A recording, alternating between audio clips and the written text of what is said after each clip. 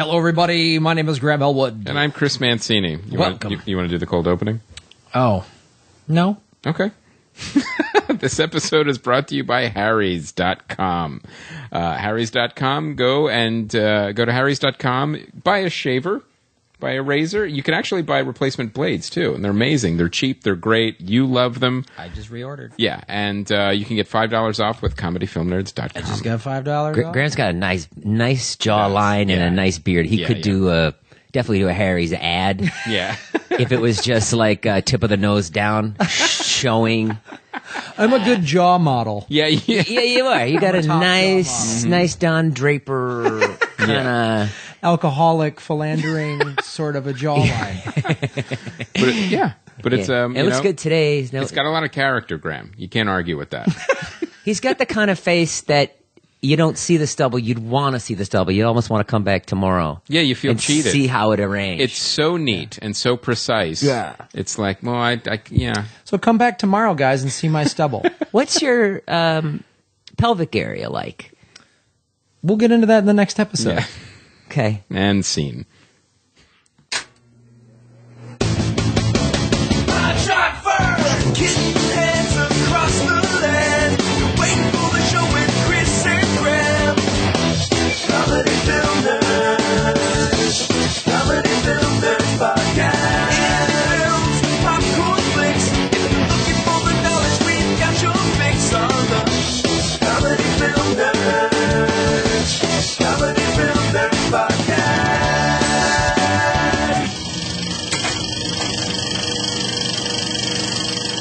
Welcome, guys. Episode 223. Pretty exciting. Back from being on the road. Yeah, you were gone for 2 weeks. Yes.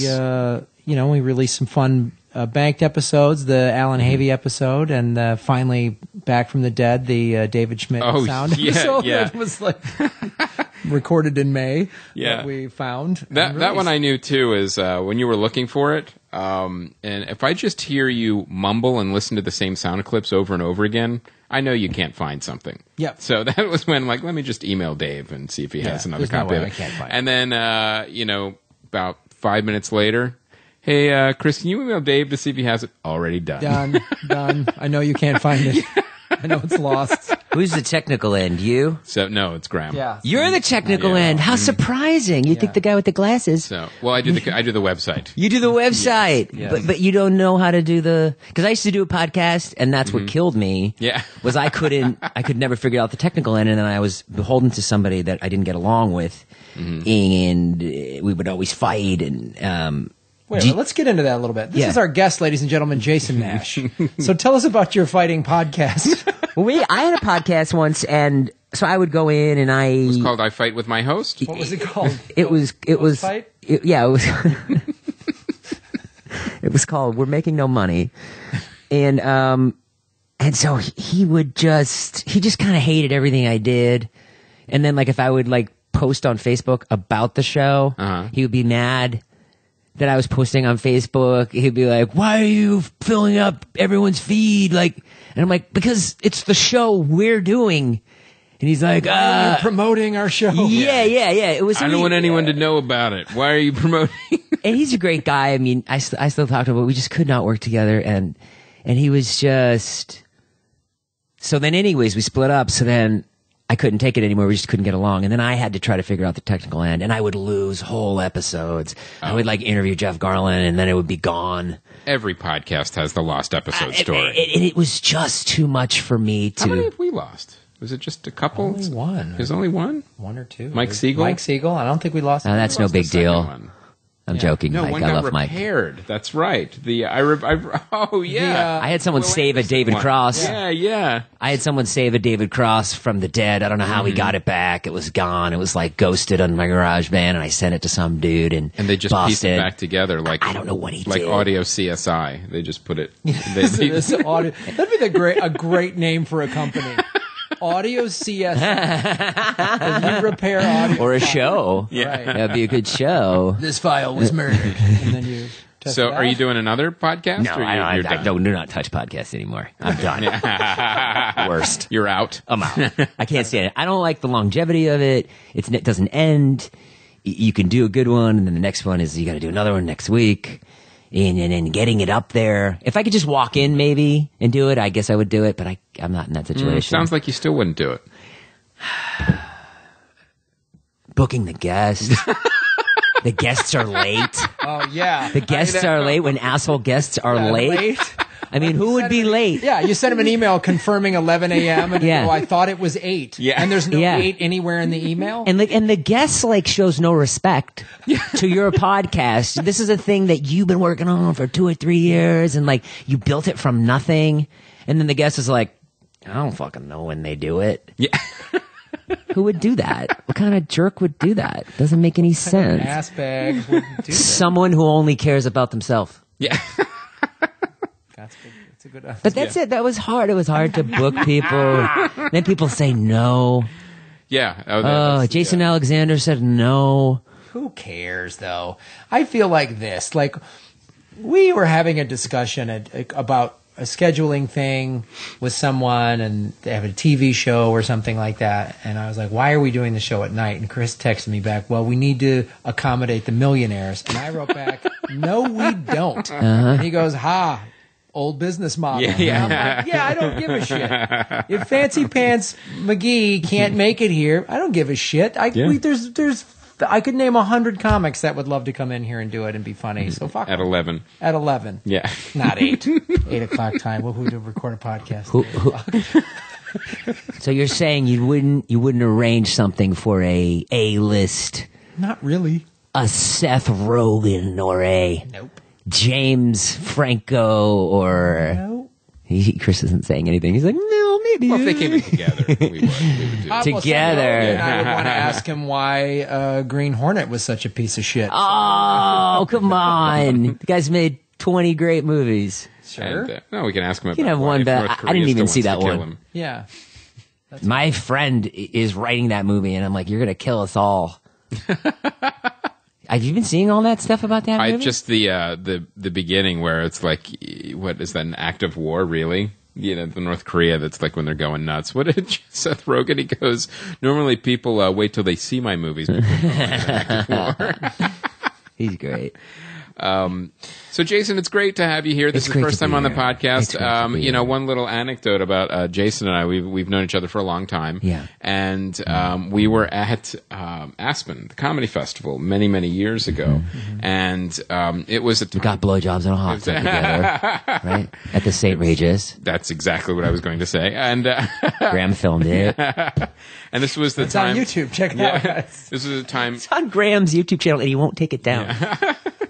before cell phones and before cell phone cameras, and George Lucas was there, and I said, I need someone to take a picture of me with George Lucas with this film camera that don't exist anymore. Mm-hmm. And I gave it to Jason Nash, and he took it. And the problem is with the film cameras, you're like, you have no idea if it came out or anything. Mm-hmm. And I said something very rude to Jason. I said, this better come out.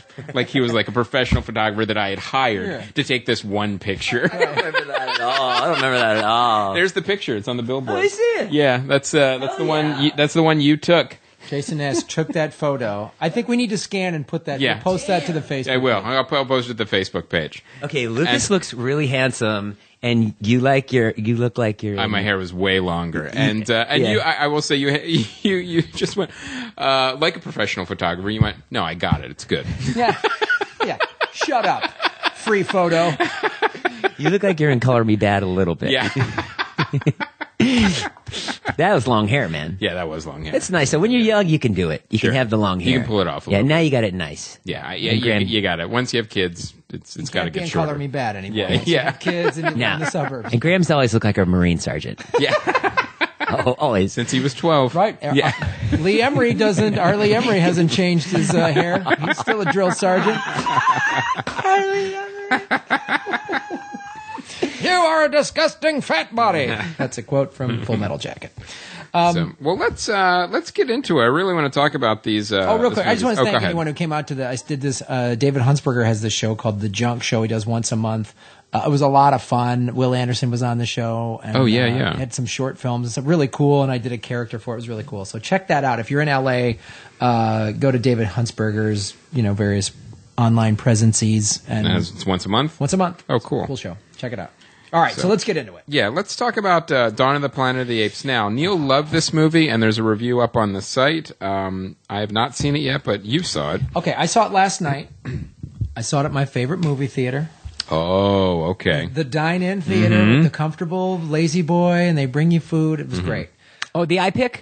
No, this is the one in the marina, the AMC. Oh, AMC. Similar concept. Similar though, concept. It was awesome. I love the whole thing. So, I think overall, I really liked this movie. It was really like, what's his name? The mocap guy, the David. Oh, Andy Serkis. Andy Serkis. He needs to get an Oscar nomination, or they need to create a mocap category or something, because it was his movie. Right. He's the lead actor in the film, and he's amazing. Like, he is amazing, and you know, it's 10 years down the road from the first one, from Rise of the Planet of the Apes. Okay. So they just did some really, really cool stuff in it. You know, Has it been 10 years? No, just in the storyline. Oh, sorry. I'm afraid they're going to run out of similes for this movie, though. Like, for when they keep making them. Rise of the Planet of the Apes, Dawn of the Planet of the Apes, Beginning of the Planet of the Apes. Yeah, brunch. Yeah, Start of the Planet of the Apes. Siesta of the Planet of the Apes. Rob Schneider. Siesta, the Planet of the Apes. But, you know, it was really cool stuff in there. There's some moments in here. I think you need to see this, Chris, so we can do a spoiler wrap. Yeah, absolutely. Because the things in there that I have, I don't even know that I would call them critiques, that I have questions about. Okay. We can only we can't talk about them now because it would ruin the film. So we need to do a spoiler up. But I want to go back and watch the original one, because the original one, to me, that was written by Rod Serling, is such hardcore social commentary. It is an indictment of the human race. You know, it really is. Like, yeah, I remember. Look what we've done. And this movie has obviously a lot of that, but then there's some stuff that happens within the apes that I was like, I don't know. My initial reaction was, no, this shouldn't be. It should just be a clear indictment of the human race. But then, again, we got to cover in a spoiler up, because it brings up other questions, and I'm just not clear yet on whether this really bothered me, or if it was an interesting choice that the writers and filmmakers made. But overall, I think it's a good film. If you liked, I remember Rise kind of caught me off guard, because I was like, I don't know if this is going to be good. But Rise, I thought, was a very good prequel. And, you know, with a prequel, you're in a tough position, because the history is already written.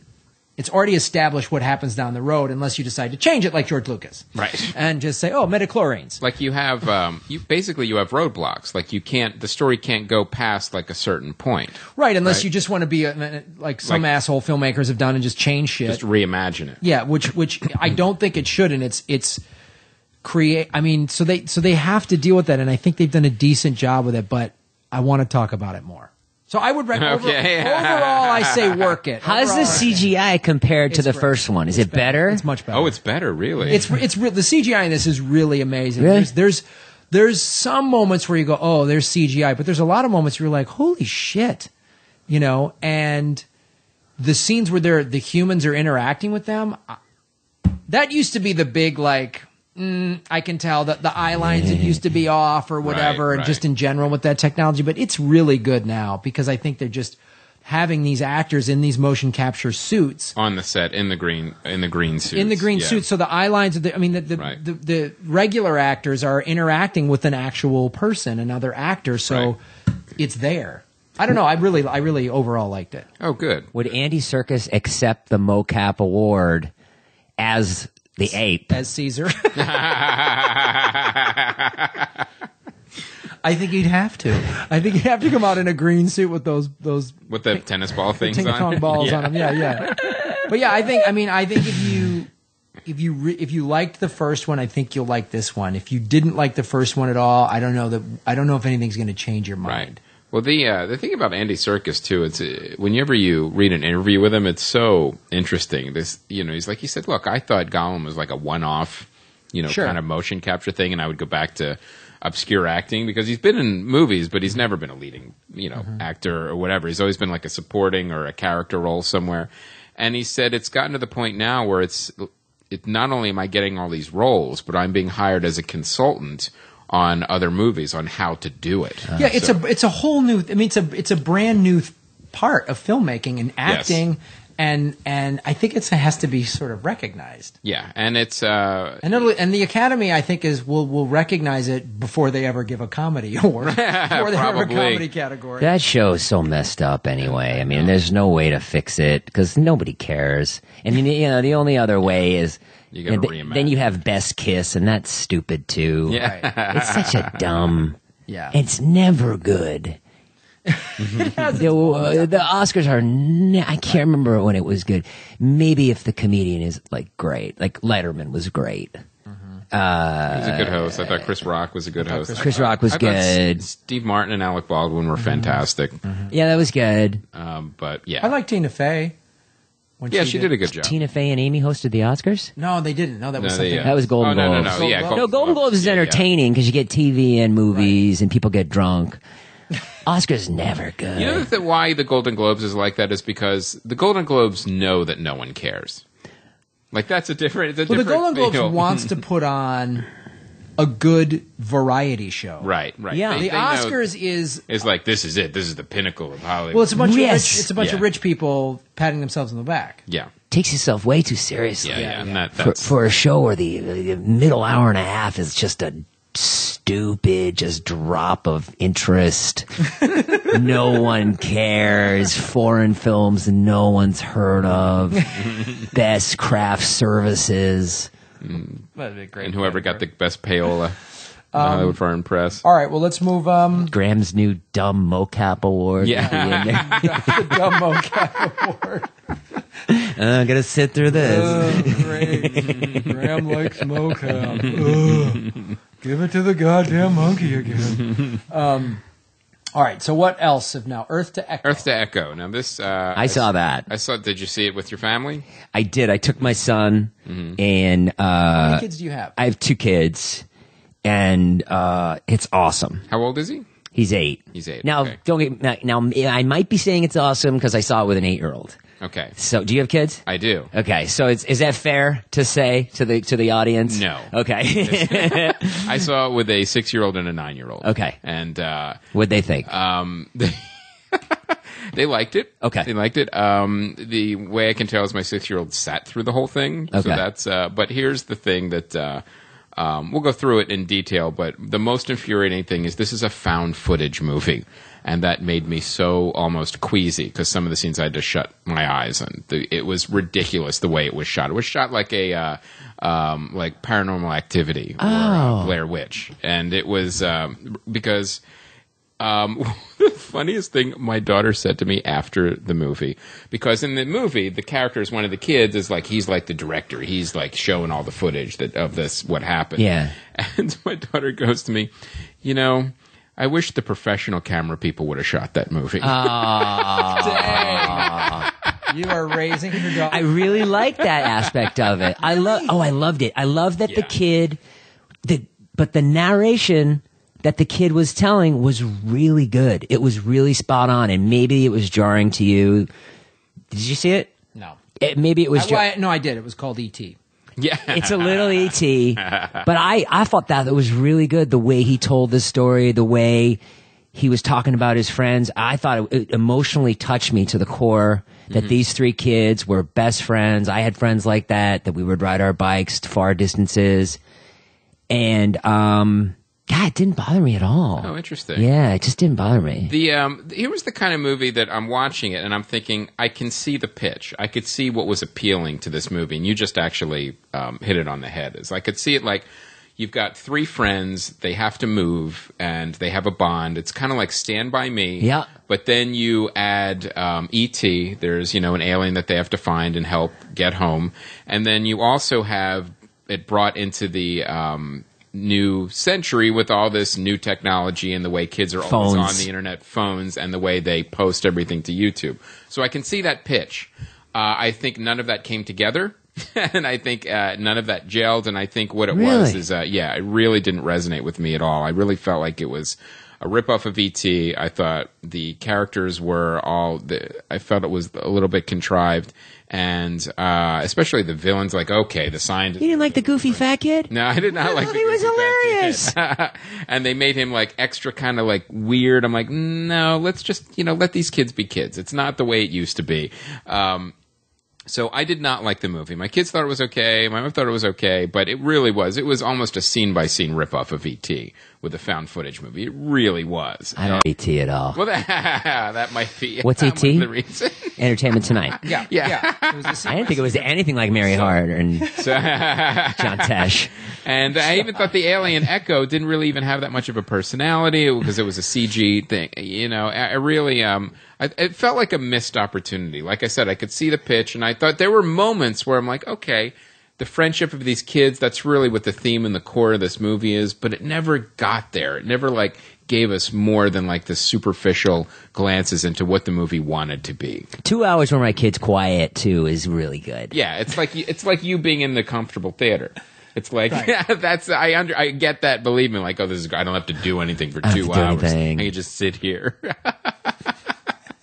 So yeah, I get that aspect of it. That always gets an extra star for that. So it sounds like it's not a disaster. As a kidless person, that if you are listening and you have kids, it sounds like if you got kids, they're going to like it. Yeah. Yeah, well, his kids didn't like his film snobby kids didn't like it. Did they have their own kid nerds podcast? They've already seen E.T. and I have a very strict viewing list for them at home for AFI Top 100. Yes. Your children. That's what happens though. Daddy, do we have to watch all of Deer Hunter? Yes, you do. Yes, you do. So after that, Bambi. That does creep in though when you have kids. That will creep in whether you. Like it or not, your kids will start to criticize film. Yeah. Just like my kids will start to make vines. Mm-hmm. It just happens. It's Yeah. And it's funny, we all just watched together Honey, I Shrunk the Kids again, because that was streaming, and we watched that, and they had never seen it.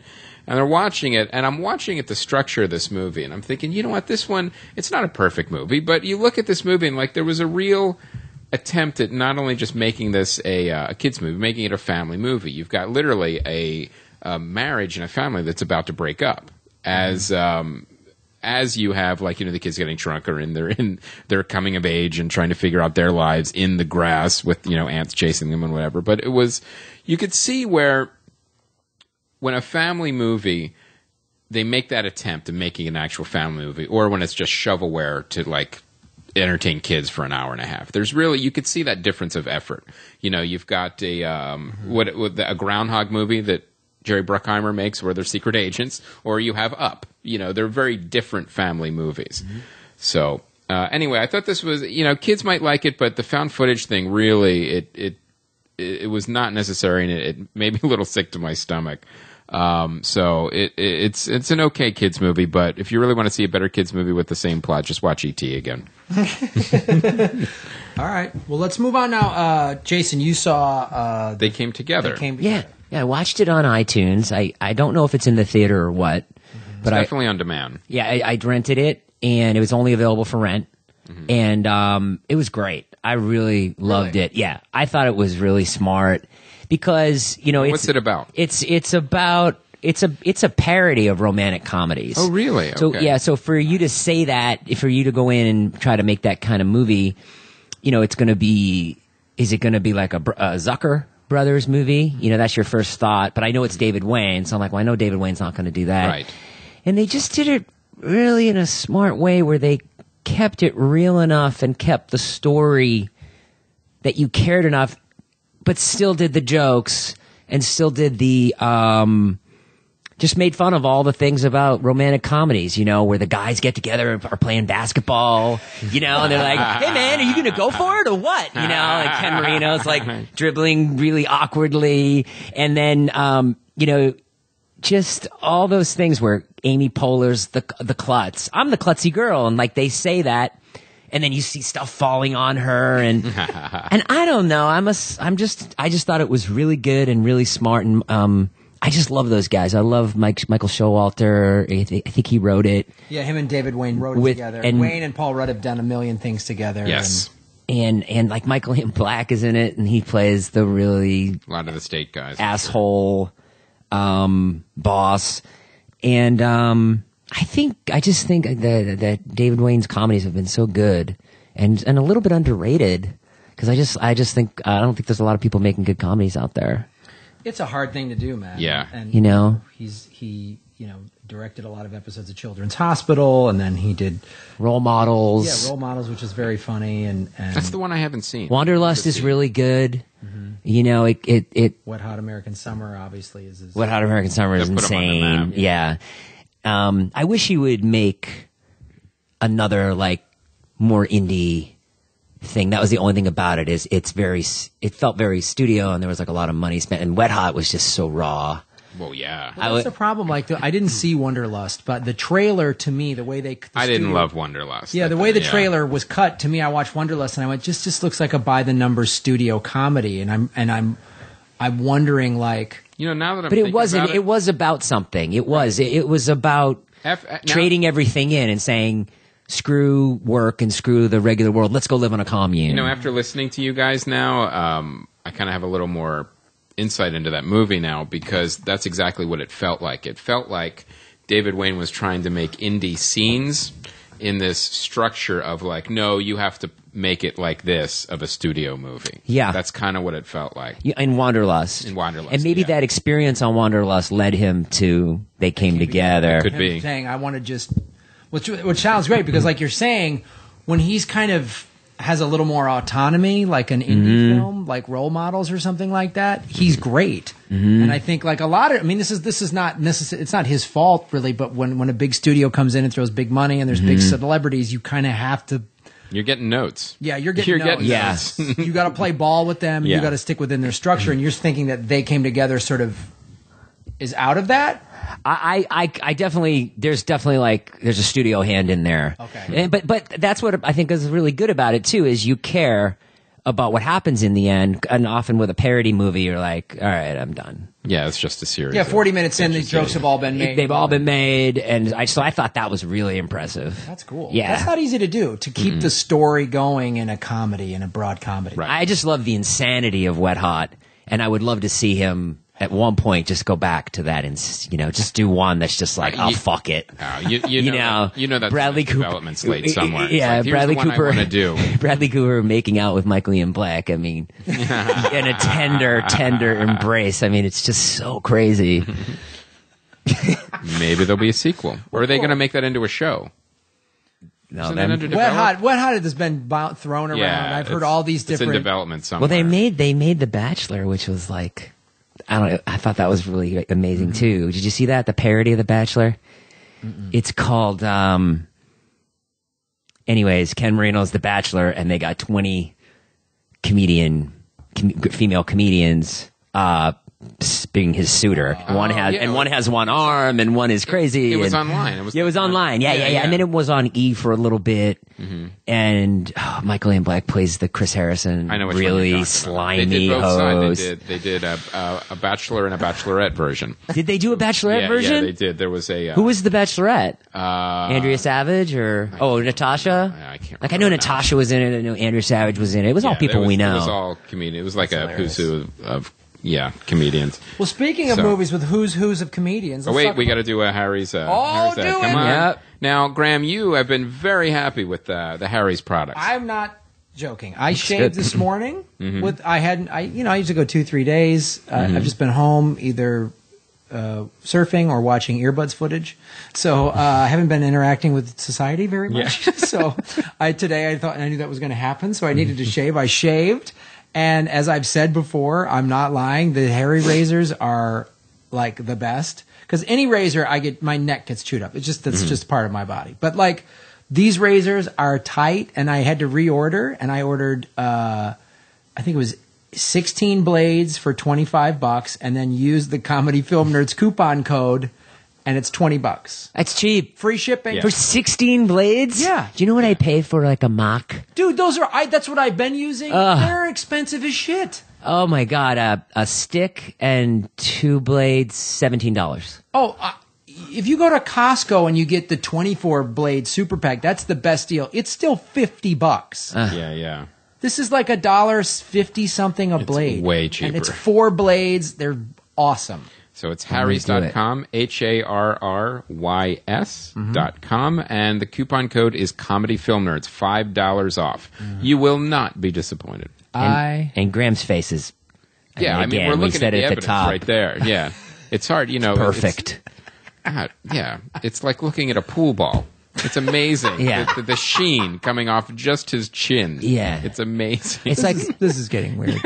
it's like an awesome sea object that you found, like a loofah, and it's alive, and but still at the same time. It's It's like coral. It's a living. It's like organism. coral. Yeah, you can't touch it enough. Yeah.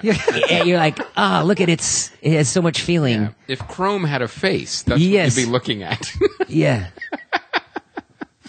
All right. So harrys.com, ladies and gentlemen. Now, let us talk about, Jason, you have made a movie, and not that hard, right? Just kind of put Simple. it together? Yeah. Yeah. Simple. Yeah. Easy. Simple pimple, man. It was Feature about films are it was a six day shoot and edit delivery.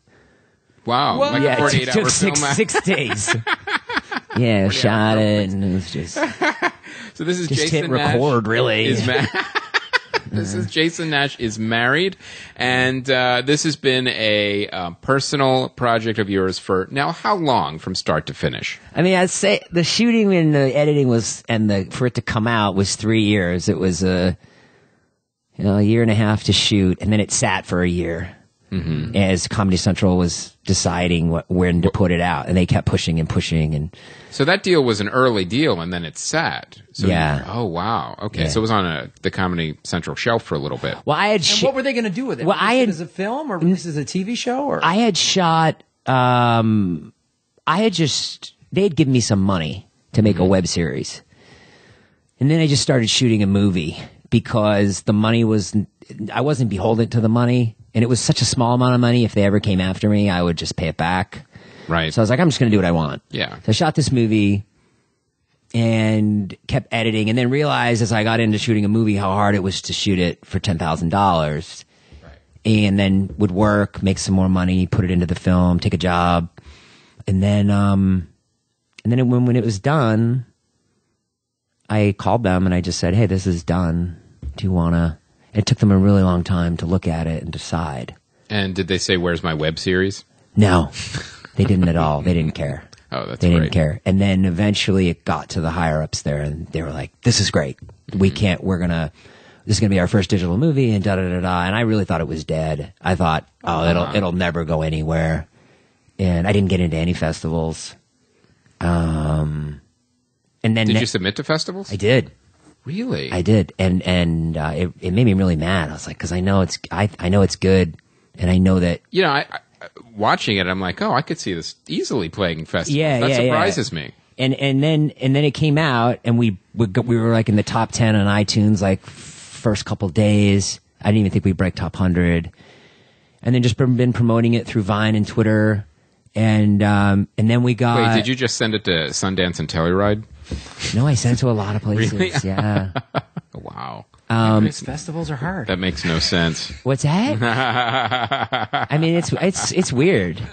And so then, and then it did so well. We're going to be at iPic in Pasadena and Westwood for Oh, 2 nice. weeks. Yeah. Nice. Yeah. So that's been good. So where can people get it? You can get it on iTunes and Amazon right now. You can rent it or buy it. Will a DVD be released? I don't think so. Maybe. It's just digital right Just now. And then if digital. you live in LA, you can see it at iPic. Are there Yep. any other theaters around the country that are showing it or will be? Not yet. Okay. So tell us about how it came to be and what made you want to shoot it and how it parallels your own life. I was doing stand-up with Graham at M Bar. Yeah. And then going to my car and putting a gun in my mouth after every show. After I'd watch Graham kill, and I would die. Or Graham would roll in off the street, not booked, and he'd be like, "Yeah, I'll go up if you have room." And be like, "All right, go on up," and he would kill. And then I'd be like, "Good job, Graham." And then I was so miserable and so down and out. And I never really wanted to be a stand-up. I just like comedy. I really just wanted to make a film. And then I was just living this life of, failure. And I started to write a script about that. That was really close to myself. And I thought, this is actually easy to shoot if I can just find someone to play my wife. I cold emailed Busy Phillips, who I didn't know. I was like, I have this idea. You play my wife. And she came over and she met my wife, and like she's a really good actress. She immediately had my wife down in like 5 minutes. Mm-hmm. And then we just started going. And she just took on the exact way my wife treats me, which is sort of above me a little bit. And then that was it. And we started to add, I just tried to add as many people that could, that your cast funny is friends. phenomenal. You got Obviously, hilarious people in this movie. Like, the cast is great, and honestly, the relationship between you and Busy was really, I was like, wow, this is a really cool dynamic. And it is a dynamic, like, I don't know. It looks real. It looks real. That's what I was saying. Like, Good, I don't know good, you and your good. wife, but I'm like, I've seen that dynamic in a married couple before, Yeah. where like a buddy of mine is a comic or an artist of some kind, and the wife is like, yeah, that's great. Where are the paychecks to pay Yeah. for the kids? Like, Your movie very resonated. It resonated. Good, It definitely did. Good. I was like, oh, that looks familiar. That looks familiar. And so, yeah, we just kept shooting and trying to get, I would call like Nick Swartzen. I'd be like, can you come Saturday at 1:00 to my manager's office? And, Right. and he was like, well, I'm on the road, but yes. And then we would put it off. And then, in that waiting time, you're like, oh God, I hope he can come. And what else can I shoot in the meantime? Yeah. And then he came and we did that scene, and then it was good. And, I'm envious that you guys are going through your movie right now and Yep. ready to edit, because to we me just that's... got back from Australia and Japan. You did? Yeah. It's we were awesome. Shooting. Yeah. been watching footage. I've been watching footage the last 3 weeks and just writing notes and starting to piece together what the story and themes are. Who's the Mark Maron of Japan? Well, we went to see fans. we interviewed fans. Oh, fans of American podcasts. I gotcha. Mm-hmm. Is it just about your podcast or a lot of other No, all ones? podcasts. All podcasts. It's about podcasts. How many interviews did we do? 140. 140 interviews. Yeah. Who gave you the best stuff so far? Oh, it's hard to. I mean, we've got There's a lot of good stuff. The footage I was just watching. Paul Gilmartin has a great interview talking about mental illness happy hour, because as we started shooting, when interviewing fans and stuff, there was this clear theme that like a lot of people listen to podcasts to help them get through depression or mental illness or something like that. Sure. And so, I already knew I was going to interview Gilmartin, but then because his podcast is so unique, and then he just had a great interview talking about, and I've known Paul for like 20 years. So that interview was great. Todd Glass has a great interview. I mean, Aisha Tyler has an amazing. Everybody has a podcast too, so you can fit so many great people in. And the fans the stuff that they were saying was really insightful and amazing, just how it affected them. And that's one of the reasons we went to Australia and Japan, was to talk to them. And just how, what was the one you have, like, it was a drill sergeant? Yeah. Lucas Lunsman, who's been a fan of the show for a long time.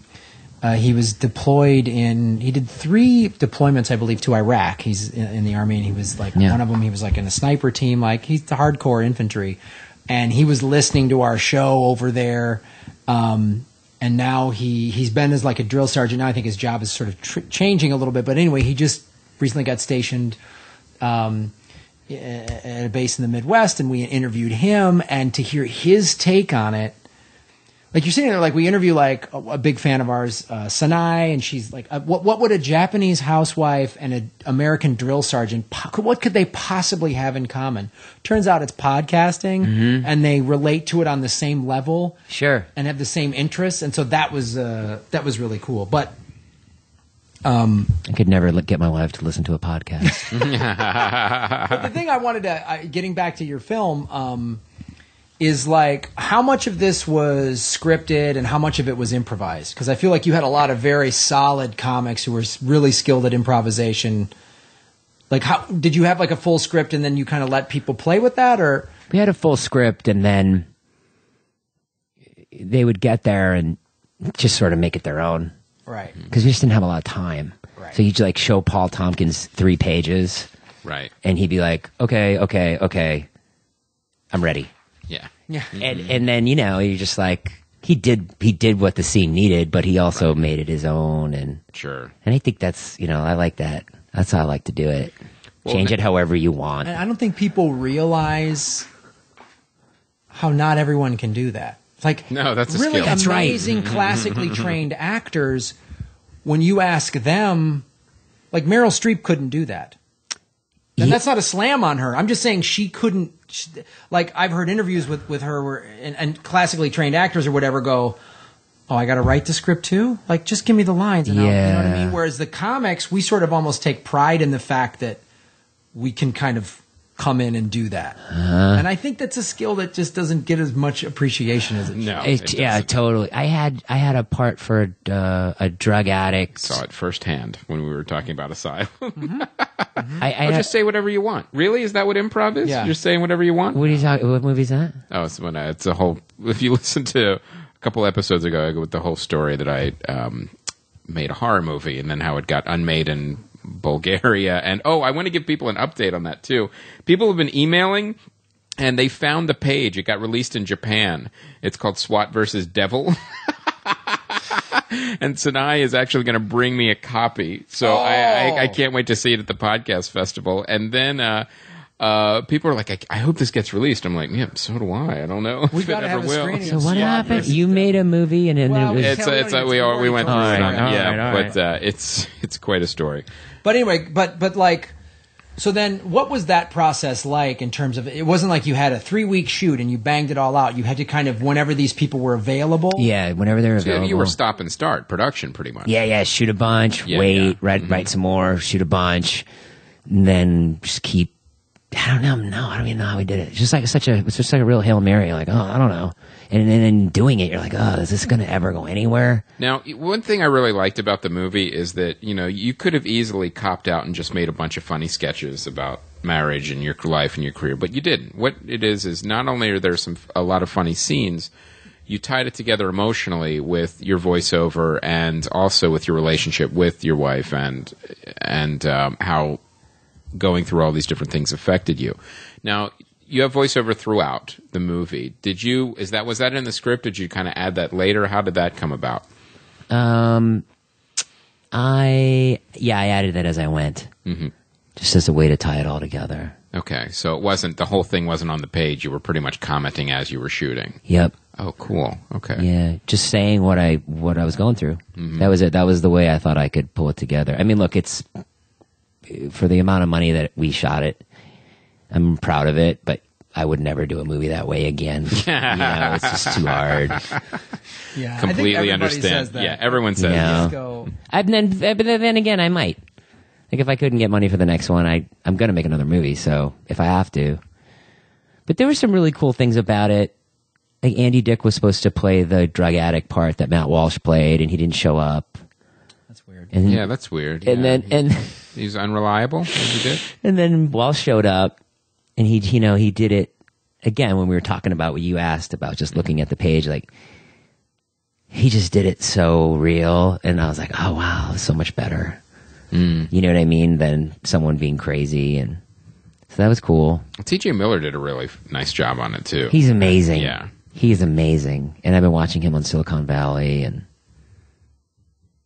now, who was the biggest get that you think that you were like, I'll never get this person, and then they're in the movie? probably Busy, Yeah. because without her, there's no movie. Once she said okay, then everyone else said okay. And how was it? How was it shooting around like her? Like, how did you get a lot of her scenes? Because she's probably pretty busy, I would imagine. And that's actually how she said how she got her name. She renamed herself Busy. That's her. That was in an interview. She said that because it was always doing stuff.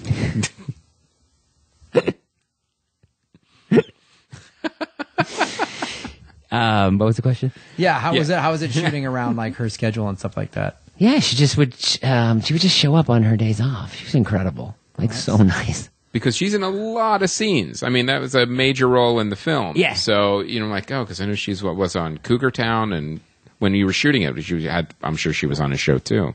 She was on Cougar Town. She was on Cougar Town. She was doing Cougar Okay. Town, and then she would just show up. She would bring her kid. Yeah. And what was it like doing the whole process of doing this movie in terms of your actual marriage and family? How did that?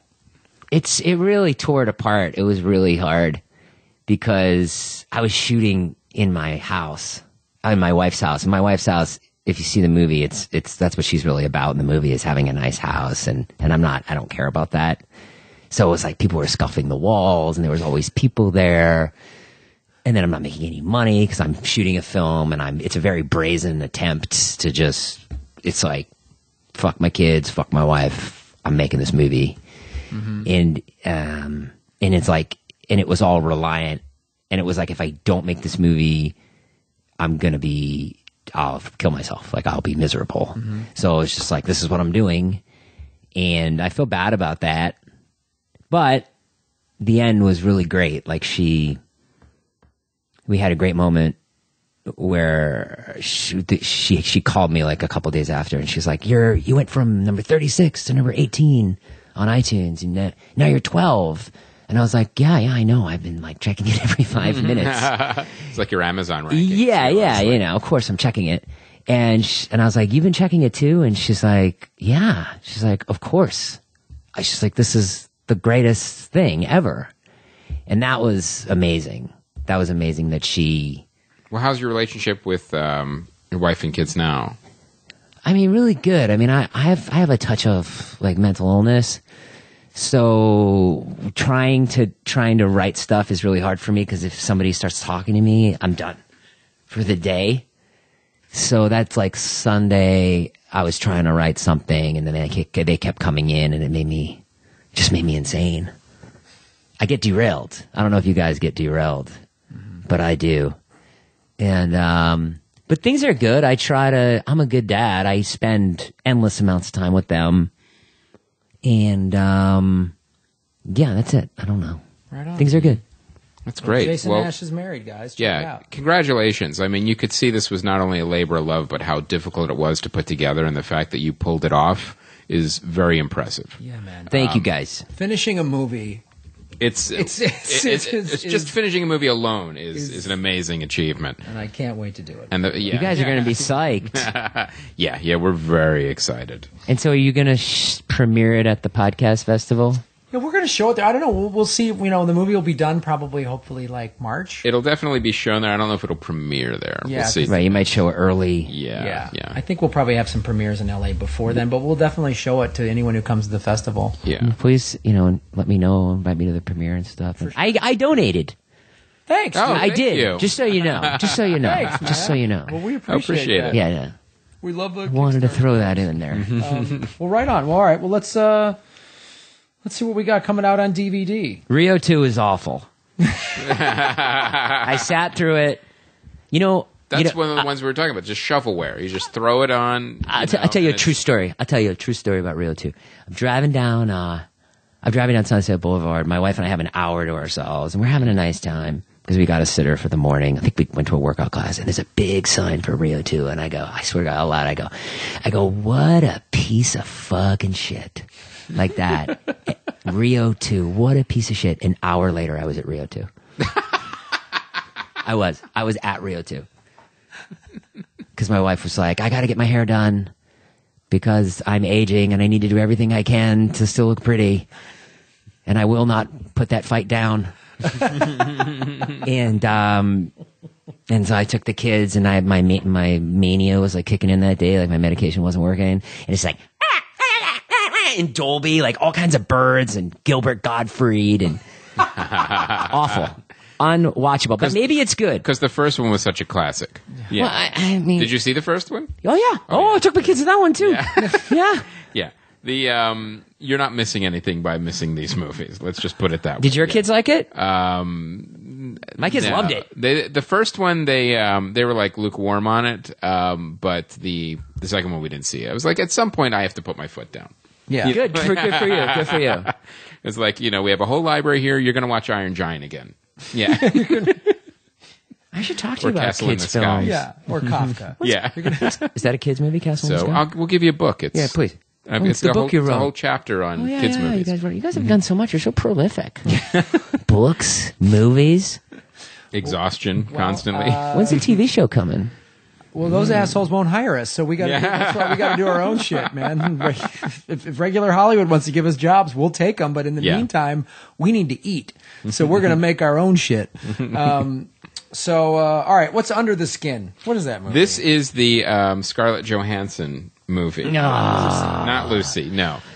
Where she gets something put under her skin. This is more that she's like an alien that eats people's skin through a pool or something. It's a very odd, artsy kind of horror movie. And here's how I know it was maybe a little too artsy is Neil was lukewarm on it. Like Neil, like he's one of our reviewers for the site, and he's like he loves these kinds of movies, and he just kind of shook his head a little bit. I'm like, nah, I don't know. She wears people's skin or something? Well, she eats it. That's Scarlett Johansson eats people's skin. Yeah, but not.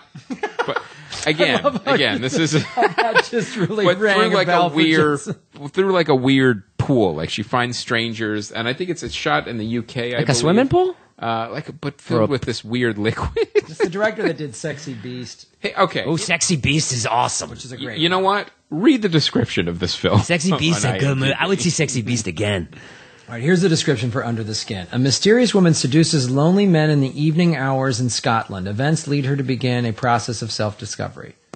That has nothing to do with what you just said. That's not at all what the movie is. That's just like none of it makes any sense. You got it mixed up? That's like that joke I do on stage. It's like a group of miners have an interesting dinner. Alien. Yeah. So you got it wrong. So now, if you watch the trailer, you'll see it's like, oh, this is a little more going on there. IMDb got it wrong. Yeah. Oh, okay. Much. Yeah, IMDb got it wrong. Well, listen, this Scarlett Johansson is a knockout. If you go down just for one more second, now go to like either a comment or a review, and there'll be probably something like, what the fuck? Or wow.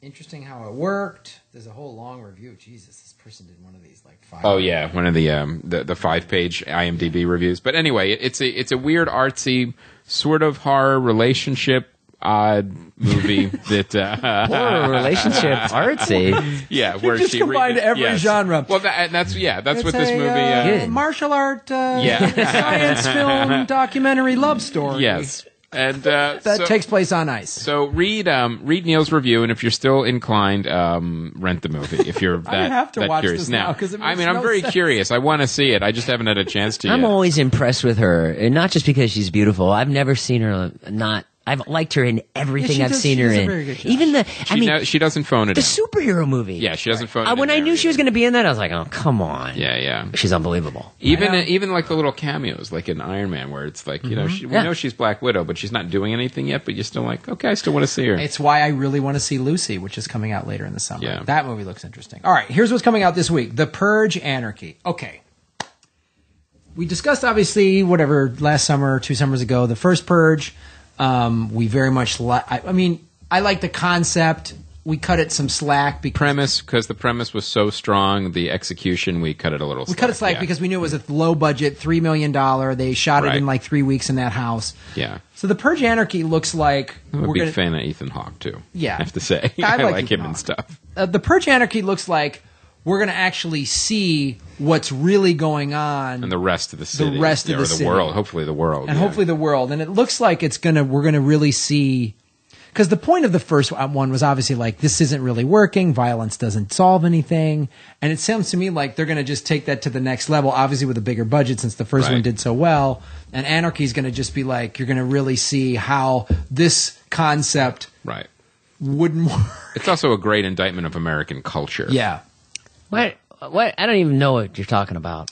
The Purge. I've seen the signs, and I know there's a siren going off. Here's what it is. What is it? It's set in the future, and America had so much crazy violence and crime, and everything went out of control. So they set this thing once a year for 12 hours. You can commit any crime. There's no cops or fire. You can murder. You can no ambulances. Nothing. Nothing. And they once they started doing that, the crime rates crime rate dropped. What? Because everyone waits for that time to go kill their boss or do whatever they want to do. They want to do. So the rich people, what they do is they have these elaborate security systems to put in their home, and they just lock down. And then what they do is then the poor people, they have to go kill each other or try to survive.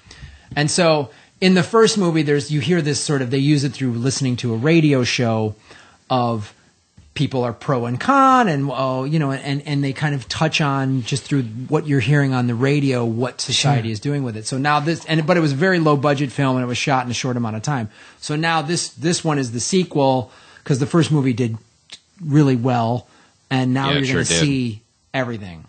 So I would see the first The Purge and then go see this. But I want to see this because I'm curious to see now with some money how they're really going to depict how, broken and crazy America's society is. Is this the movie with Schwarzenegger and Stallone and Harrison Ford? You're thinking of The Expendables. Oh, sorry. Which is a version of The Purge. Yeah. Did you see they added more people to the Of course, every year they They- get Wesley Snipes. They added. I just saw a picture. There's like 40 of them. Yeah. Harrison Ford. Yeah. Everybody. But when you look at those movies, especially the third one, you go, well, why wouldn't you? Of course. Why wouldn't you add all those Sure. people? But to it? how do they pay for all those people? Like, doesn't it get expensive to have? Oh, but Well, they made a lot of money. The Those first two movies made a do lot crazy of money. Yeah, Yeah? and this is supposedly the last one. And it's the only movies that people will go see Sylvester Stallone in. Unless it's Expendables or, Rocky. That's, no one wants to see him be an action star anymore. Like bullet to the head. No one cares. that prison thing. Yeah, with prison, or even like Arnold Schwarzenegger, like again, no one cares. Retro or forget it. Yep. Have you guys ever had any problems with your criticism? Like, has anyone ever come after you or like said like, "Hey, you were too harsh on my movie," or You mean actual stars or movies? your producers, or have you had that yet? No. Not yet. I welcome I it. don't. Yeah, I don't see it happening. How do you look at criticism? What do you What's, mean? What do you what's mean? your opinion of it? Like, how do you come at it? I look at it this way. I've never viewed myself or even this show. I don't view myself or this show as like movie critics. We started this whole show because we're stand-up comics who are also filmmakers, and these are just how we would talk about movies, like in a green room. Mm-hmm. So we just like that's kind of how the show started and the website started was let's talk about it because. But we also went to film school, and these are educated opinions about film. Yeah, and to me, it's and I also just the way I go into every movie, I want every movie to be great. Mm-hmm. I want to have fun. I want to walk out of the theater and go, "That was awesome." And I'm also a comic, so when it sucks, I'm going to bury it. I'm going to make fun of it. Right. But we never go into a movie cynically, with the exception of a couple of Which ones? anything that Michael Bay directs. Michael Bay. But we always, like Graham said, whether it's a popcorn movie or like Under the Skin, we want it to be good. want it to We be were like, great. Right. because no one benefits more than us because we see so many movies, and then when we see a great one that surprises us or does something different, we get more excited. Like people ask us too, "Oh, can you even watch a movie and just enjoy it?" And the short answer is, well, we're definitely more critical on it. But when we see something we like, we enjoy it even more. Yeah. So we're even more excited. Like even like the last Captain America movie, I thought was fantastic.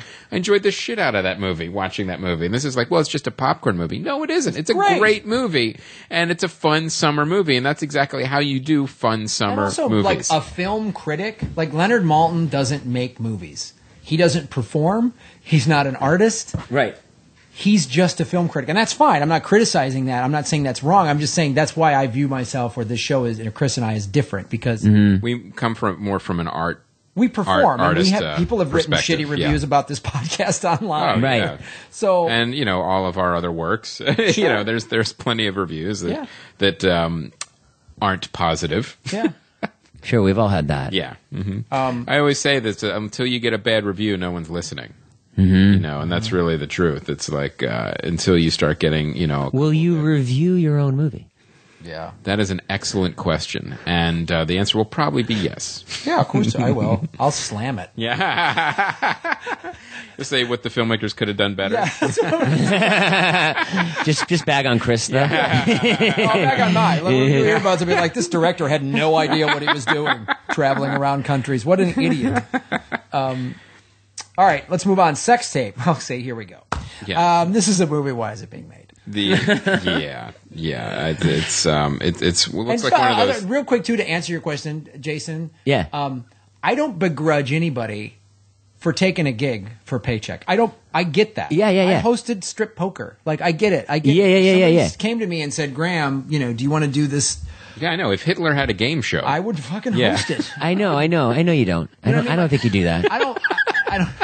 I don't care. I know you don't. I know you as a person. I know you're very reasonable. Yeah. But I get mad when they take the audience for granted. Uh-huh. And just like slap it together and don't give a shit when it's fuck like it. This is all they deserve. I paid That's whatever what gets 12, me 14, nuts. 15. Yeah, like last night I agree. paid $15 to go see Dawn of the Planet of the Apes. Right. You went to the fancy theater, though. I do. Sure. But even if you're paying 10 or whatever. Sure. No, it's a lot of money. If I'm gonna spend that money, give me an effort.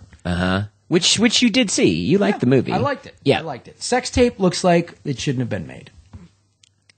Can't Anyway, argue with that. we're more critical of Speaking comedies. of the next one, also shouldn't have made Planes. I remember we had Carlos Alice Rocky in here when they were doing the Cars spin-offs, Planes, and he goes, no, there's going to be 3 of them. And then at the time I thought, is there really going to be 3 of them? Maybe halfway through development they'll see how the first one does and they'll kind of cancel or slowly can the next 2. No. Nope. They're making 3. They made them all at once and they're going to slowly release them wow. whether your children want them or not. So, and this one looks even worse than the last one. So I will not be seeing, nor will my children be seeing Planes. They've seen the trailers. They have no interest in seeing it. Either one, 9 or 6. So. Again, your kid's very sophisticated. My kids will be eating that up. Oh my God! Can we pre-order it, Daddy? Daddy, can we pre-order Planes, Fire and Rescue? Now, did your kids like the Lego movie? Are you fucking shitting me? Yeah. Of course. No, that was a Lego great movie, movies, though. Lego movies are That was the first movie that my 6-year-old said, "Can we buy that?" Like he really wanted to own that movie. So that's that's a great movie. That's a great example of like how you make a family movie that everyone can watch and enjoy this movie. Yeah. That when I saw it, it was all 20-year-olds. Oh, I'm not surprised. Yeah. Like laughing their ass off. It's like when you go to a Pixar movie. You know, Pixar movies have late night showings. Yeah. It's all ones with it's for people that want to see the Pixar movies without kids in the audience. Yeah. I felt like telling them to grow up a little bit. Yeah. Did you have your kids with you? At the Yeah. Yeah. There was a row of them behind me like, oh yeah, we're still kids. No, you're not. Go get a fucking job. Yeah. All right. Also coming out next week is Wish I Was Here, which is the Zach Braff Kickstarter movie. Oh, I love this conversation. Made $3 million, I Yeah. think. On 3 Kickstarter. mil, yes. Yeah. The goal was 2. He made 3.1 million. He had 46,000 backers. And now we obviously talked about this a little bit when we were Yes. doing our Kickstarter. And some people were like, "Oh, these movie stars shouldn't be able to do it." I think it's great. I do too. I think it's go for it. I don't have any problem with it. I don't have any really problem do. at all. And the reason is, I think that comes from a misunderstanding of what Kickstarter is. Sure. Like, I think people think, oh, well, why are they people giving them money to make the movie? And people aren't giving money to make the movie. What they are is they're pre-buying a product that they want to see. Right. And so, But they're not getting a copy of the movie. yeah, they are. Of course, Some they of them are. are. Yeah. It depends on the tier. Screenings, you're getting T-shirts. You're not getting physical copy though. Depends. Some of them do. No, not in that one. I checked it out. Oh, really? Yeah. Okay. We've done that. What about digital copy? You can get you can go to a screening. You got to pay a lot of money. You can get a stream. There's going to be a one night at 8:00. You go into like a UStream account and you can watch it. I gotcha. Okay. Oh, that's an interesting way to. He's got a lot of distribute it, too. advanced scrings in cities all over the world. Now, where he got some criticism was where, like, not only then did he have, he got $3 million on a Kickstarter campaign, then he sold the movie for like $4 million, and there's no investors to pay back. Yeah. So. Why are you? I don't think that's really a fair criticism. I mean, this is kind of how he did it, and this is how he wanted. I mean, no one was forced to, buy a tier. Well, that's the other thing too. Is I he agree. brought 46,000 people to Kickstarter? How many of those had no idea what Kickstarter was and came just because they're like, "Oh, Zach Braff, Right. I'm in." You know what I mean? So to me, it's like, how can you be mad? He did it. People wanted it. Right. I agree. He's not scamming anybody. Now, if out of those 46,000 people, if 40,000 of them were crying like, hey, I got scammed, I never got my stream or whatever, then okay, yeah, that's a legitimate complaint. The screenings didn't happen. It's Yeah, bullshit. yeah. But no, I mean, it's all spelled out there what you're Right. getting. You get the soundtrack. You get all this stuff. So to me, it's great. And I'm... Kickstarter is one of those sites that when it first came out, it was like, well, this is kind of like, how does this work? What is Right. this? Would people even do this? And you look at it and realize how brilliant it is. How much did you guys ask for? 135. 135, and we got like 139. And in a couple days before, were you not there yet? An hour. I think I remember seeing that on Facebook. Like you guys Yeah. were. It was a fight to the wire. We fight funded to the with finish. 30 minutes to go. Yeah. Wow. And so, having gone through that, I mean, obviously, so... We will never do it again if we can avoid it. Never say never. Never say never. Wish I Was Here, though. I liked Garden State. I liked which it came too. out, Yeah. I know, a while ago, but I'm excited to see Now, this isn't a sequel, but it does kind of explore some of the same themes. But I really want to see this movie too. I loved Garden State. I thought it was great. I like Zach Braff, and you know what I mean. Here's the thing about him. Why I'm puzzled why more actors have never done this throughout Hollywood history. Makes the big crazy network money doing a sitcom. It's syndicated, and then go do your artistic stuff. Yeah. Like, I don't understand why people get the big paychecks, and then they keep doing, and they're like, oh, these are the only scripts that are offered me, and blah blah blah. And it's like, go make your own thing. Like, Yeah, but a lot of people are multi-hyphenates. They're just not. yeah, you're right. They just don't have that thing. Right. They don't have the desire or the Like ability. you look at there's a lot of movies that Tom Hanks, Tom Cruise, and Rita Wilson that they're producers on that they're not necessarily even in. A lot of these bigger actors become stealth producers anyway, and that's what you're talking about. It's like, and it came from a desire to control the material that was being offered to you, and actually to control some of the production, which is really smart. And Jodie Foster is a great example of that too, the way with her production company.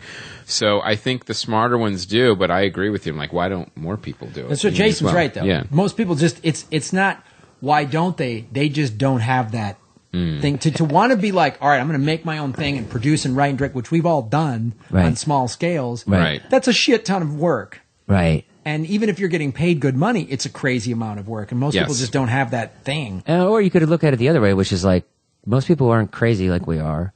Yeah, they're sane. And narcissistic and have like a burning need to tear their family down to make a movie. And have such a high tolerance for failure that we do. Yeah, it's true. So people like to go out in their boats and travel to Mallorca. And have a 401k. Yeah. And I get that too. It's easy for me to say it. And had I bounced from big TV, like had I started doing like network sitcoms, I don't know, maybe. Yeah. Would I have wanted to come in a garage and hustle and bust our ass and do a festival, or would I have just That's gone, right. I need to go surfing in Tahiti. Yep. That's exactly right. Maybe. That's exactly right. Good point. All right. Well, wish I was here. Go see it, guys. I think that's our program, ladies and gentlemen. This was a fine show. program. Happy to have Jason here first time. Thank you First so time, much for guys. having me. Thank you. So, Jason, once again, tell people where they can find your movie online and all your online business. Just iTunes and Amazon Instant.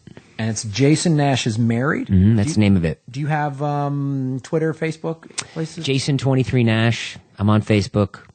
And I'm on Vine, if you're on Vine. Jason Nash. Now, that's where you have the most followers, is That's on right. Vine, right? Yep. Nice. All right, guys. Well, that is our program. Thank you so much. Of course, Chris and I are going to be at Comic-Con next week. Oh, my gosh, yeah. A lot of What are you gonna do there? stuff to announce. Well, you're doing... Yes, I'm doing the Thrill Bent panel. We'll be announcing my new comic book series with Mark Wade's company. Fancy pants. And that will be in room 8 at 5:30. And the other thing, it's also going to be half of a pitch panel, so you get to pitch Mark Wade and on your comic book idea, and he's going to pick one to develop for the site. What? So, Wow. So this is a digital comic book that Digital you do. comic book company. That's great. Yeah. They started. Mark Wade started it with John Rogers, and it's going into their second or third year.